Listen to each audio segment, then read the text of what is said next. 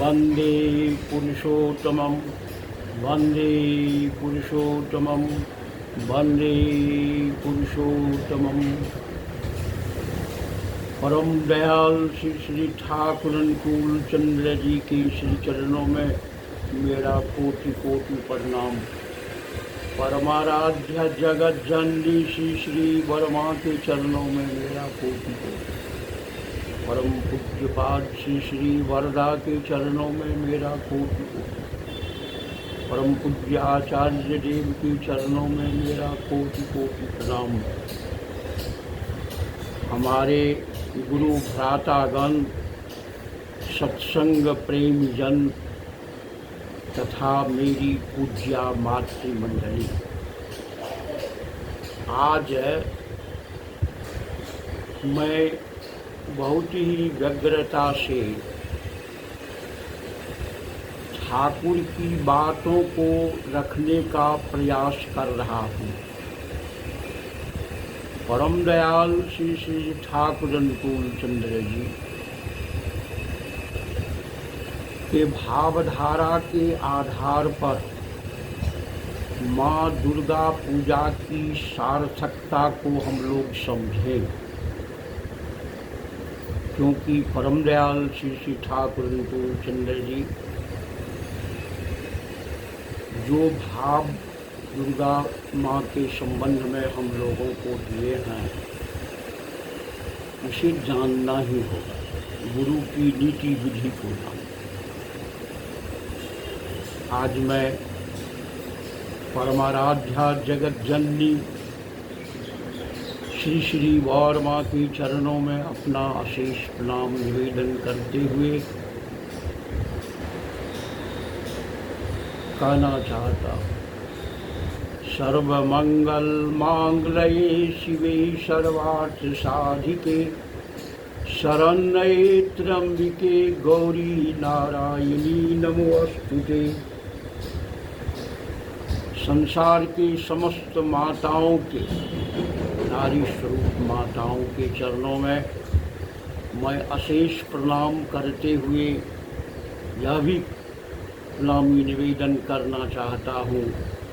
या देवी सर्वभूतेषु मातृरूपेण संस्थिता नमस्तस्यै नमस्तस्यै नमस्तस्यै नमो नमः।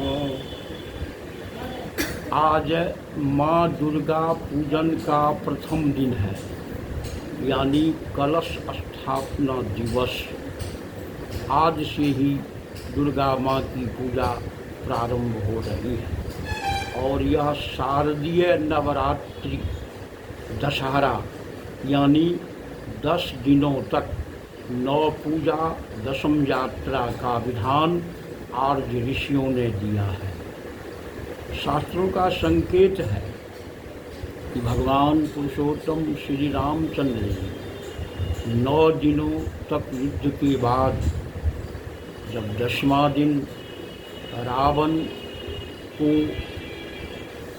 उसके मोक्ष का कारण बने, यानी हत्या कर संपूर्ण आसुरी प्रवृत्ति पर विजय प्राप्त किए थे, इसीलिए इसे विजयादशमी पर्व भी कहा जाता है। जब मैं दीक्षा ग्रहण किया 1979 में, ठाकुर जी का सतनाम ग्रहण किया, उनको गुरु रूप में ग्रहण किया और उसी वर्ष जन्म महोत्सव में प्रथम बार सत्संग देवघर जाने का सौभाग्य मिला। उत्सव में प्रथम बार परम दयाल प्रदत्त आशीर्वाणी पाठ सुनने का भी मौका मिला और तभी मेरे मन में जिज्ञासा हुई कि ठाकुर परम दयाल पुरुषोत्तम जन्म महोत्सव के अवसर पर आशीर्वाणी के रूप में माँ दुर्गा की उपासना भक्ति के संबंध में आशीष वाणी प्रदान किए हैं दया करके, यह जानने का प्रयास है। तत्कालीन अपने गुरुजनों से, वृद्धजनों से, ठाकुर सानिध्य लाभ जनों से बातें की, जानने के लिए पता चला कि बांग्ला 1355 साल अर्थात अंग्रेजी तारीख 1948-49 ईस्वी से परम दयाल के जन्मोत्सव हेतु ठाकुर के आशीर्वाणी की जिज्ञासा किए लोगों ने निवेदन किया कि प्रभु आप आशीष वाणी लिख के दें, और अपने हाथों से लिखकर अर्थात आशीष वचन के रूप में माँ दुर्गा के संबंध में निर्देश दिए, और वही आशीर्वाणी के रूप में परम दयाल के जन्म महोत्सव पर पाठ किया जाता रहा है। अभी तक वही क्रम है। उन्हीं आशीर्वाणी वचनों के माध्यम से हम सभी जाने माँ दुर्गा की पूजा की सार्थकता क्या है। आशीर्वाणी में ठाकुर जी कहते हैं, प्रतिमा को प्रतिमा मत समझो, वो प्रतीक है। माँ दुर्गा को कभी भी पत्थर और मिट्टी की मूर्ति मत समझो, उसे माँ का जीवंत रूप, प्रतीक स्वरूप समझकर उसे ही अपनी माँ के जैसे, प्रत्येक घर की माँ के समान उसका मूर्त और जीवंत रूप है। श्री ठाकुर का कहना है, भगवती पूजा करते हैं, उसका अर्थ है अपनी ही माँ की उपासना करते हैं। यानी सर्वभूतेषु मातृरूपेण की बात जो शास्त्र में है वही है। प्रत्येक घर की माँ ही मूर्त, प्रत्येक की माँ। ठाकुर जी सत्यानुसरण में स्पष्ट और बोले हैं, जो प्रत्येक की माँ ही है जगत जननी, प्रत्येक नारी ही है अपनी माँ का विभिन्न रूप। इस प्रकार सोचना चाहिए और तभी वह सार्थक पूजा होगी। मातृत्व भाव जागृत हुए बिना मिट्टी के पत्थर को या कुछ से बने हुए आकृति को माँ काल्पनिक रूप में, बनावटी रूप में, अनुष्ठानिक रूप में नहीं चलेगा। विभिन्न रूपों में माँ की पूजा के लिए विभिन्न नाम से वो ठाकुर जी क्यों कहे हैं? अपनी ही माँ है, संसार के समस्त माँ की विभिन्न रूप। विभिन्न रूप मतलब ये माँ कोई गोरी है, कोई काली है, कोई लंबी है, कोई नाटी है, कोई शिक्षित है, कोई अशिक्षित है, कोई गूंगी है, कोई बाचाल है, लेकिन सबों में जननी क्रिया, जन्म देने प्रसव क्रिया सबों में समान है। विभिन्न रूप हो सकते हैं, विभिन्न रूप है भी। तो माँ के विभिन्न रूपों की उपासना का तात्पर्य यही है, और उसी विभिन्न रूपों को मूल रूप में नवदुर्गा के रूप में रखा गया है। आज कलश स्थापन है, यानी दृढ़ होकर के माँ के जागृत रूप की उपासना करना। आज शैलपुत्री, ब्रह्मचारिणी, चंद्रघंटा, कुष्मांडा, स्कंध माता, कात्यायनीति, कालरात्रि, महागौरी, सिद्धिदात्री, ये नवरूप बतलाए गए। वही सब हैं शैलपुत्री, ब्रह्मचारिणी, चंद्रघंटा इत्यादि। ये विभिन्न रूपों को हम जाने, जो सत, रज और तम, इसकी ही व्याख्या 9 रूप, 3 की 9 ऋषियों ने विभिन्न रूपों में माँ को नमस्कार करते हैं जैसे मातृ रूपेण, दया रूपेण, क्षमा रूपेण, निद्रा रूपेण, भ्रांति रूपेण, शांति रूपेण, विद्या रूपेण इत्यादि इत्यादि। और मूल रूप में वेद स्वरूपं, वह वेद की मूर्त प्रतिमूर्ति, ज्ञान की सभी रूपों का वो संपूर्ण वेद। और संपूर्ण वेद को हम महामाया के अंदर जो सृजन होता है वेद स्वरूपं, उसके ही रूप को हम वेद स्वरूप कहेंगे। और प्रथम स्वरूप है महाकाली, द्वितीय महालक्ष्मी, तृतीय महासरस्वती। यथाक्रम से महाकाली ऋग्वेद का प्रतिनिधित्व कर रही है, काल जिसके अधीन है, काल जिसके पौतल में। और वो महालक्ष्मी जो संपूर्ण उस रूप में ऋग्वेद, उसके बाद अथर्ववेद और सामवेद, सरस्वती रूप का जो वर्णन है वह सामवेद का प्रतिरूप है। इसीलिए महामाया क्यों कहा गया है? तो महामाया विष्णु के महामाया का अंश है। माँ को कहा गया है या देवी सर्वभूतेषु विष्णु मायेति शब्दिता। विष्णु की माया शक्ति, आह्लादनी शक्ति, सृजन शक्ति, स्वयं अपनी अध्यक्षता में भगवान सबों को वो शक्ति प्रदान की। सारी माँ ही वो बीजात्मक तत्व को आगे बढ़ाती है। और वो स्वयं ठाकुर जी इस रूप में ठाकुर प्रणाम करते थे कि पुरुषोत्तम श्री श्री ठाकुर माँ को कभी भी पत्थर की मूर्ति नहीं समझते थे, वह गुणमयी इत्यादि। माँ का एक रूप, एक शब्द से हम लोग प्रार्थना करते हैं दस भुजी। दस भुजी माँ तो नहीं होती, पैदा भी नहीं ले सकती है, वैज्ञानिक धारा में संभव नहीं है। और विभिन्न रूप में वह दिखलाया गया है, उसे भी हम झुठला भी नहीं सकते हैं। इसे अपने माँ के या प्रत्येक माँ के चरित्र में देखना होगा कि एक माँ ही घर को संभाली हुई रहती है। दुर्गा के 10 रूप अपने 2 हाथों से ही 10 हाथों का कार्य करती है। जैसे परिवार के प्रत्येक सास, ससुर, देवर, ननद इत्यादि संतान संततियों की सेवा करना, उनके उन्नयन के लिए, वर्धन के लिए तत्पर रहना, उनके स्वभाव चरित्र गुण को देख करके उसके सभी सेवाओं में तत्पर रहती है।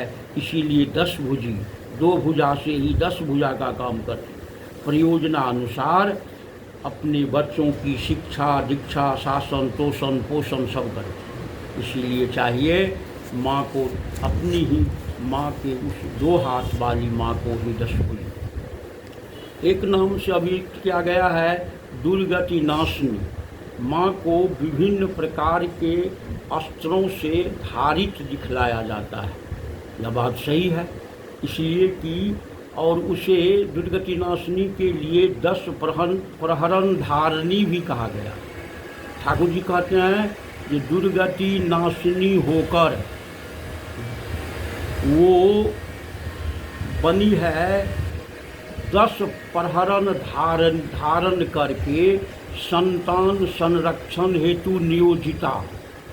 अर्थात प्रत्येक माँ अपनी संतानों के संरक्षण हेतु विभिन्न प्रकार के अस्त्र मान उपकरण, विधि, तंत्र, यंत्र इत्यादि से अपने संतान की रक्षा करते। आज हम सभी जाने जो अस्त्र बना है अश्व धातु से, जिसका अर्थ होता है कल्याण और दुष्ट प्रवृत्ति को दमन करना। संतानों की वो संपूर्ण रक्षण हेतु आवश्यकता अनुसार उन सभी विधियों का प्रयोग करते। और इसीलिए माँ को विभिन्न प्रकार में चंडमुंड विनाशिनी, शत्रु विनाशिनी, महिषासुर नाशिनी, रक्तबीज नाशिनी इत्यादि से उन्हें कह करके अभिषिक्त करते हुए असुर दलनी कहा गया। असुर माने गलत प्रवृत्ति को नष्ट करने की बात, असुर दलनी। इसीलिए चाहिए हमें यह सोचना कि आज के युग का असुर कौन है। साफ असुर कौन है? असुर है जो गुरुजन की बात नहीं मानता, जो इष्ट विहीन है। माँ नहीं मातु पिता नहीं देवा, साधु ते कर भावहि सेवा, जिनका यह आचरण भवानी, से निश्चर समझानो।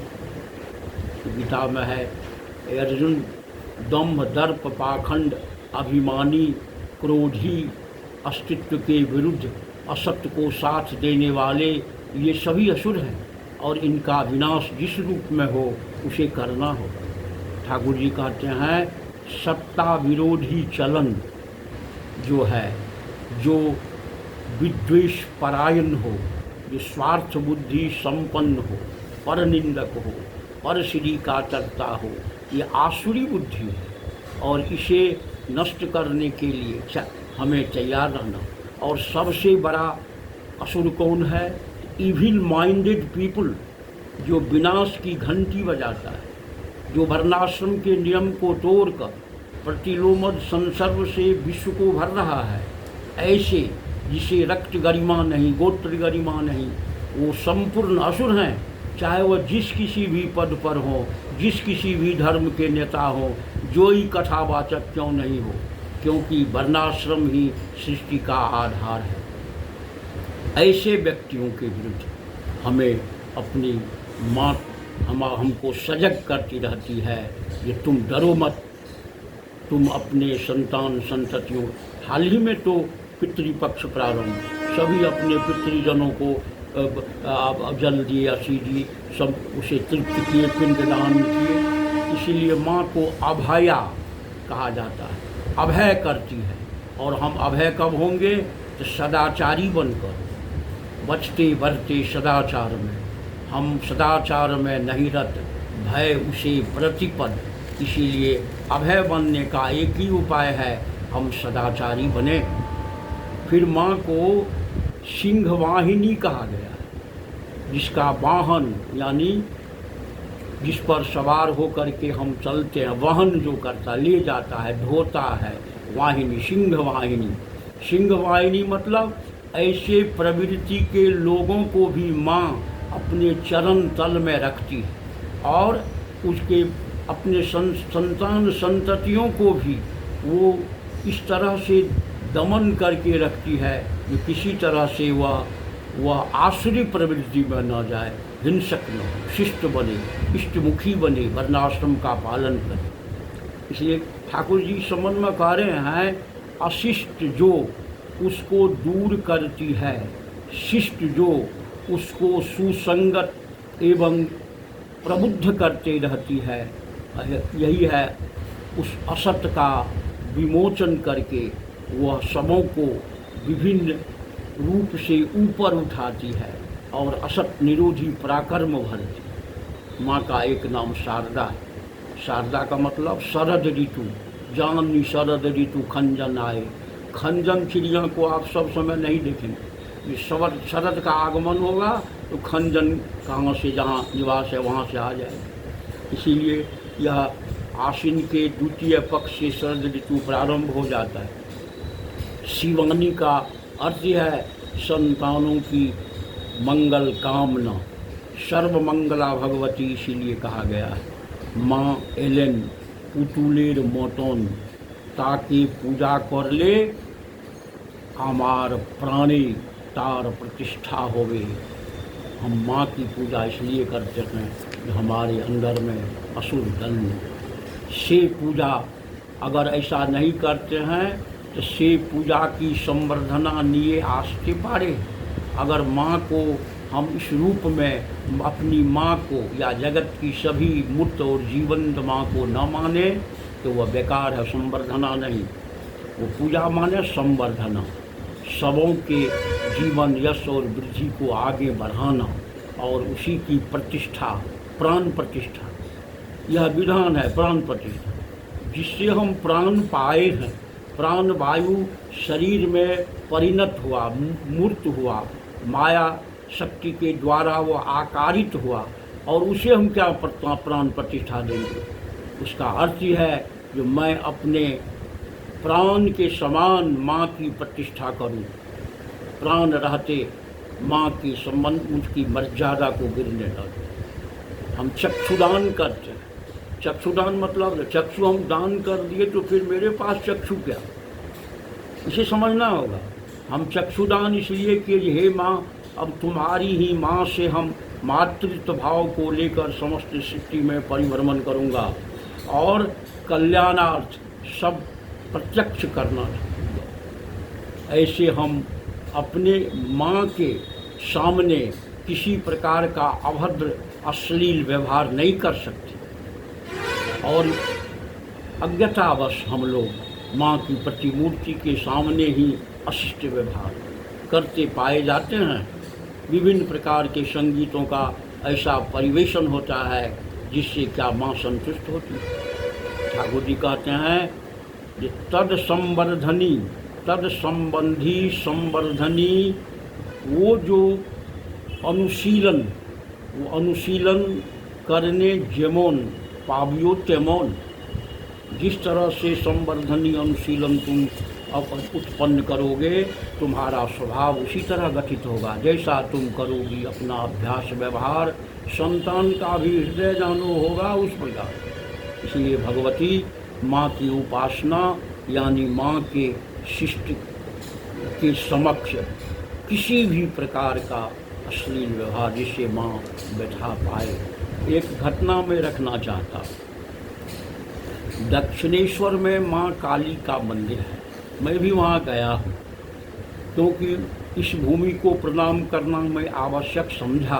वहाँ से बेलूर जाना था और रामकृष्ण परमहंस ठाकुर के पूर्व जीवंत रूप, वो ठाकुर के पूर्व जीवंत रूप, और उस दक्षिणेश्वर काली मंदिर के पुजारी थे परम दयाल जुग पुरुषोत्तम तत्कालीन श्री श्री रामकृष्ण देव जी। और एक समय में माँ के पैर के टूट जाने से रानी रासमणी जो मंदिर के निर्माता संरक्षक थी, वो अपने पंडितों की बैठक बुलाए और निर्णय हुआ कि इस माँ को और इस बदले दूसरी मूर्ति बनाई जाए और इसे गंगा में प्रवाहित कर दिया। रानी रासमणी की इच्छा हुई जो पुजारी से भी यानी परम दयाल श्री रामकृष्ण देव से भी मत जाना जाए उनका क्या है। उन्होंने रामकृष्ण देव के पास यह प्रस्ताव रखती है। रामकृष्ण देव कहते हैं कि तुम्हारी जमाई का यदि पैर टूट जाए तो क्या उसे गंगा में फेंक दोगी और दूसरा जमाई ले आओगी। बड़ी अचंभित हुई रासमणी जी और स्वयं रामकृष्ण देव उस मूर्ति के उसे जीवंत और ऐसा बन कर दिए जो फिर बुझाता नहीं था जो कहीं कुछ। यही सुने देखे और ये घटना भी है, शास्त्रों में भी, वचनामृत में भी है। इसीलिए स्वयं हम माँ को जिस अवस्था में है उस अवस्था में लेके चले। माँ को भगवती का साकार रूप समझे, ऐश्वर्यशाली समझे। भगवती का अर्थ ही होता भगवान ऐश्वर्य, यश, श्री, वैराग्य, सज्ञान सब उसमें है और साई ज्ञान से हमारी वह संपूर्ण ऐश्वर्य को देने वाली, उसी का जागरण करते हैं। आज कलश स्थापन में नारियल, बेल इत्यादि उसमें जल भरते हैं। जल का विधान तो गंगा जल, सात समुद्र जल, पानी, वो संपूर्ण नदियों का जल। लेकिन सुन, संकल्पित स्वच्छ हृदय से हम उसे भर के, बेल मतलब मेल, बेल वह अमृत फल है, नारियल भी अमृत फल है और बेल से इसलिए पूजा किया जाता है, जागरण किया जाता है जो उसके प्रभाव से संतान संततियों के बीच मेल बना रहे, सृष्टि के सभी वर्णों के लोगों को उसे जानकारी दें जो कैसे हम इसे कर सकें, जाने। इसीलिए बेल का हम सभी महाशक्ति की संतान हैं। ठाकुर जी कहते हैं हम सभी महाशक्ति की संतान हैं, हम सभी बोध विनायित हैं। महाशक्ति का हम उन्हीं की संतान हैं और महाशक्तिशाली होने के लिए हमें कृति दीप्ति से भर उठे, बोध ज्ञान विज्ञान जीवंत हो उठे सबों के अंदर। यही है ठाकुर जी का कहना। माँ की पूजा से हम शक्तिवान हों, बोध विनायित हों, महाशक्ति के अधिकारी हों और संपूर्ण वेद ज्ञान विज्ञान ज्वलंत हो उठे हमारे अंदर, तभी माँ की पूजा सार्थक होगी। और ठाकुर जी समय माँ को विभिन्न रूपों में हम पूजा का विकृत रूप धारण करते जा रहा है, क्योंकि बलि प्रदान की प्रथा है। अब हम लोगों को सोचना होगा, छागल बच्चा या भैंसा इत्यादि वह किसकी संतान है? वह भी तो माँ की ही संतान, और माँ की ही संतान एक निरीह को, एक अच्छी को बलि प्रदान दे करके काट के उसे रक्त से माँ को प्रसन्न करना चाहिए। प्रसन्न होगी माँ की, दुखित होगी। इसलिए ठाकुर जी का पुण्य पोथी में वाणी है, माँ अमार पिचासनी नय को, माँ अमार रक्त खाए ना, माँ पायस खाए, खीर खाती मिष्टी। और प्रतीकात्मक रूप में ऋषियों ने जो दिया है उसका सार्थक अर्थ हम ठाकुर के माध्यम से जाने। जो छागल काम रूप का प्रतीक होता है, कामी होता है, इसलिए काम का बलि करें। बलि मन अर्पण, बार बार बलि जाऊं तन मन बारू चरण पर, क्या मुख ले मैं गाऊं मेहर करी जस कृपा कर। काम क्रोध मद लोभ सब विधि अवगुण हार में, प्रभु राखो मेरी लाज तुम द्वारे अब मैं। छागल काम का, पैसा जो है वो क्रोध का। इसी तरह से और हम वैष्णवी रूप की आराधना करते हैं और बलि प्रदान करते हैं। इसीलिए उसे सोचना होगा, बलि दें अपने अहंकार का, बलि दें अपने काम का, क्रोध का, उसे ही प्रतीक माना गया है और उस रूप में हम जानकर चलें। अंत में विसर्जन होता है, 10वां रोज। विसर्जन माने विलय नहीं। ठाकुर जी कहते हैं कि विजया मायर विलय नहीं को, 10वीं का जो विलय करते हैं वो नहीं, विजया मायर विलय नहीं को। विसर्जन माने विशेष सृष्टि, प्रत्येक के अंदर माँ का आशीर्वाद जीवंत हो उठे, विजया उत्सव प्रति मुहूर्त हो, मातृनिष्ठा अनुगत कृति संवेग सहित श्री प्रिय तत्परता सबों को सार्थक करें। यह भी आशीष वाणी वचन में है। इसलिए शास्त्र का निर्देश है, मातृदेवो भव, पितृदेवो भव, आचार्य देवो भव। हम इन नियमों को लेके चलें, अपने माँ को ही सार्थक मूर्त और जीवंत समझ कर रहें। प्रत्येक माँ ही है हमारी ही माँ का विभिन्न रूप। इन्हीं शब्दों के साथ में सबों के शांति स्वस्ति और मंगल की कामना करता हूँ। नव दुर्गा के उपलक्ष्य सबों को बधाई देता हूँ। सभी परम दयाल श्री ठाकुर अनुकूल चंद्र जी आज के जगत जननी बौर माँ के सभी गुणों को धारण करने की चेष्टा करें। उनके सामने बोले, हे माँ मैं तुम्हारी संतान हूँ, मुझमें भी अपनी भक्ति शक्ति का यह रूप दो। वंदे पुरुषोत्तमम, वंदे पुरुषोत्तमम, वंदे पुरुषोत्तमम।